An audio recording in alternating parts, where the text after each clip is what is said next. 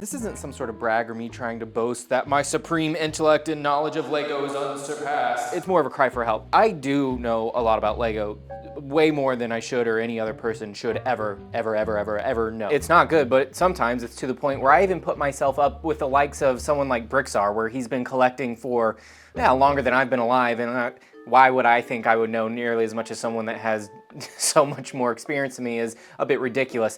What I'm trying to get at, I don't get surprised by Lego that often, and I don't learn a lot that often because I have spent so much time trying to learn as much as I can. Meaning it's not all that often when I get really excited for something from Lego.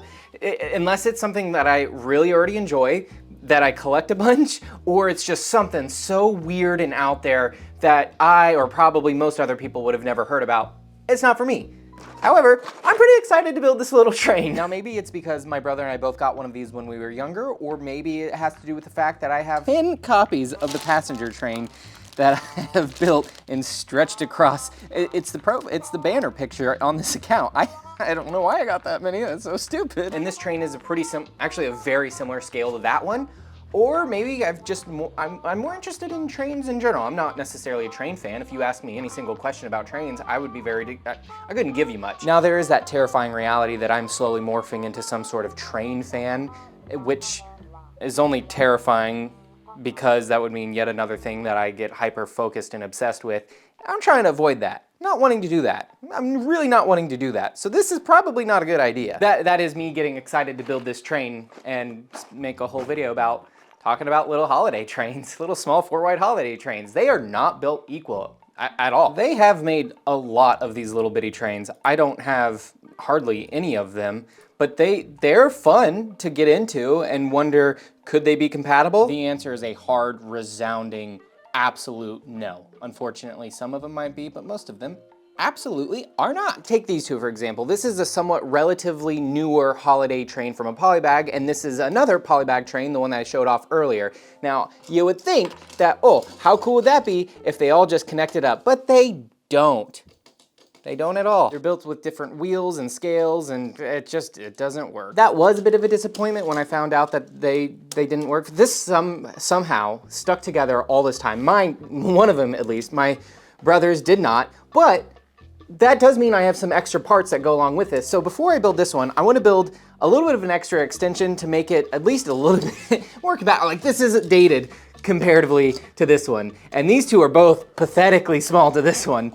I don't know, I just kind of want to enjoy some trains a little, okay? It's a holiday spirit, right? You don't give me a hard time. I want to build some trains, okay? Jesus.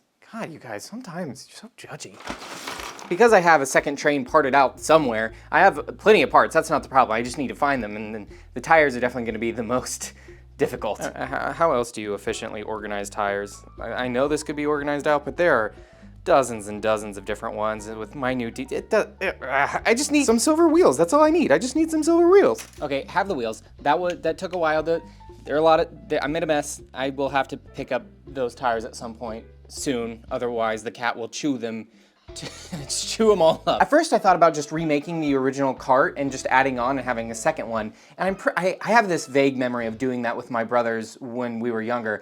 But I think instead of just doing a second normal cart that's a little bit small, I mean, this is supposed to be, I believe it's called the tender, where all the coal or whatever the fuel source is right behind the main engine that you use to fuel the engine. But why would I have two tenders? Wouldn't it make more sense if there was a longer cart? So I think I'm gonna try to stretch it out a little and have a proper size miniature train. Kind of feel bad for all of the actual real train people that might be watching this, honest to God fans that know what they're talking about, and hearing someone like me having zero idea what I'm going on about. I couldn't tell you the difference between the axles. I know they're not even, are they even called wheels? Or are they a different thing? I don't know. Do they use wheels, or are they a different element? I have no idea. Who knows?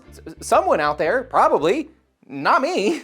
Modifying the first one so it can actually connect, or I think couple, I believe is maybe the right thing. It's pretty easy. There's just a small 2x3 plate in there that you can swap out for a 2x2, and then you add a new ball joint. The design's not anything special, and I have tried to build a train or two in the past at smaller scales than this. I'm not very good at it. The only real difference that I added to this were some inverted slope pieces that weren't around at the time. I thought about making the long cart more of a checker pattern similar to this one, and replace the middle squares with green and the outside with red, but I kind of like it just being more of a solid color. It's way less whimsical, and I enjoy the Christmas train, but I think I prefer more practical, realistic trains than the Christmassy themes one. I'm still excited to build the big one. Don't get me wrong, this is something that I've wanted to go back and do for quite a while, and I just never got around to it. And it makes it, I think, look way better. I probably don't have enough parts from the second poly bag, but doing an extra cart would be neat, but I am happy with how it looks now. Way better than this little stubby thing.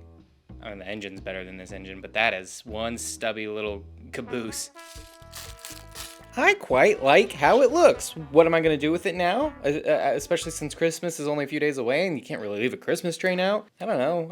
That's not why I built it. I just wanted to build it before Christmas. What is with you asking all these questions? It is not in any way, shape, or form compatible with the other trains at all. Kind of makes me dislike the other trains a lot. A lot. There are a lot of 4-wide trains, way more than what I showed you earlier, and they do not really hold a candle to it. It's just, the scaling is so much larger and so much better. The only one that comes to my mind that might come anywhere close to its scaling is the high-speed train, which isn't a bad thing. It just means all those other small trains that you could have next to it don't work at all. I kind of hope they do more in the same vein, whether they're GWPs or $20 little train sets that can combine to make a larger train. No, wait, what am I saying? Why would I say that? I cannot become a train fan. I cannot take on any more hobbies. I cannot be more of a dork than I already am.